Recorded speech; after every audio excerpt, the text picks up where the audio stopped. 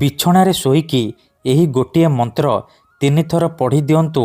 Guarantee ଦେଉଛି ସେ ନାରୀ ତୁମକୁ ଦବ ମିଳନ ପାଇଁ ରାତିଦିନ ଡାକିବ।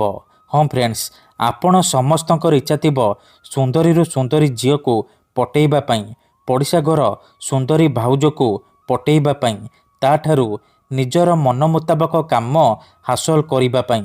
କିନ୍ତୁ ଇଏ ଏତେ ସହଜ ନୁହେଁ। ଏଥିପାଇଁ ଆମର ତନ୍ତ୍ରଶାସ୍ତ୍ରରୁ ମୁଁ ଆଜି ଆପଣଙ୍କ ପାଇଁ ଏମିତି ଏକ ବଶୀକରଣ ମନ୍ତ୍ର ନେଇ ଆସିଛି।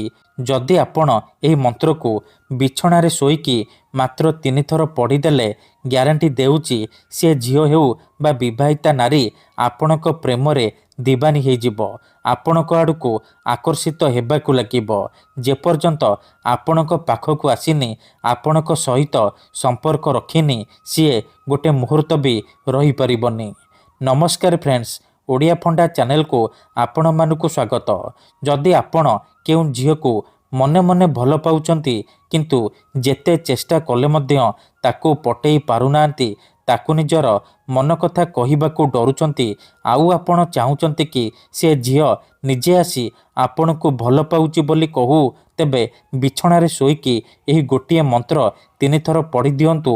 ତାପରେ ଦେଖିବେ ଚମତ୍କାର। ଏହି ବଶୀକରଣ ସାହାଯ୍ୟରେ ଆପଣ ବର୍ଷ ବର୍ଷ ଧରି ଭାଙ୍ଗି ଯାଇଥିବା ପୁରୁଣା ପ୍ରେମକୁ ଫେରାଇ ଆଣିପାରିବେ। ଶାଶୁ, ନଣନ୍ଦ, ଦିଅର, ଭାଉଜ କାହାକୁ ବି ନିଜ ବଶରେ କରି ତାଠାରୁ ନିଜର ମନ ମୁତାବକ କାମ ହାସଲ କରିପାରିବେ। ତେବେ ଏହି ବଶୀକରଣ ଆପଣ କିପରି କରିବେ, କେମିତି କରିବେ, ବିଛଣାରେ ଶୋଇକି ଆପଣ କିପରି ମନ୍ତ୍ରକୁ ପଢ଼ିବେ, ମୁଁ ଆପଣଙ୍କୁ ଶିଖେଇବି।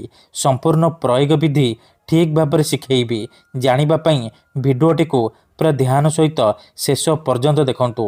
ବିଧିଟି ଜାଣିବା ପୂର୍ବରୁ ଯଦି ଆପଣ ଆମ ଚ୍ୟାନେଲକୁ ପ୍ରଥମ ଥର ଆସିଛନ୍ତି, ତେବେ ଦୟାକରି ଚ୍ୟାନେଲକୁ ସବସ୍କ୍ରାଇବ୍ କରି ପାଖରେ ଥିବା ବେଲ୍ ଆଇକନ୍କୁ ମଧ୍ୟ ଦବାଇ ଦିଅନ୍ତୁ, ଯାହାଦ୍ୱାରା ଆମେ ଯେଉଁ ବି ଭିଡ଼ିଓ ଅପଲୋଡ଼ କରିବୁ ସର୍ବପ୍ରଥମେ ଆପଣ ଦେଖିପାରିବେ ଆଉ ତା'ର ଲାଭ ପାଇପାରିବେ।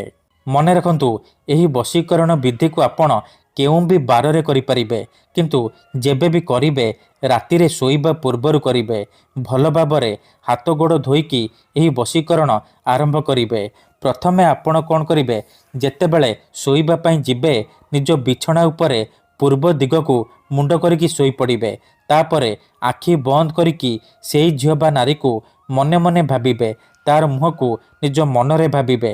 ତାପରେ ଏହି ମନ୍ତ୍ରକୁ 3 ଥର ପଢ଼ିଦେବେ। ଓମ୍ ନମଃ କାମାକ୍ଷା ଦେବୀ ଆମୁକଂ ମେ ବଶ୍ୟମ୍ କୁରୁ କୁରୁ ସ୍ୱାହା। ଆମୁକଂ ଜାଗାରେ ଆପଣ ସେଇ ଝିଅ ବା ସ୍ତ୍ରୀର ନାମ କହିବେ ଯାହାକୁ ଆପଣ ବଶରେ କରିବାକୁ ଚାହୁଁଛନ୍ତି। ମନ୍ତ୍ରକୁ 3 ଥର ପଢ଼ି ସାରିବା ପରେ ପବନରେ ଗୋଟିଏ ଥର ଫୁଙ୍କିଦେବେ। ତାପରେ ଆପଣ ଶୋଇପଡ଼ିବେ।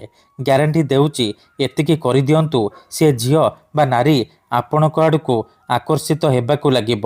ଧନ୍ୟବାଦ।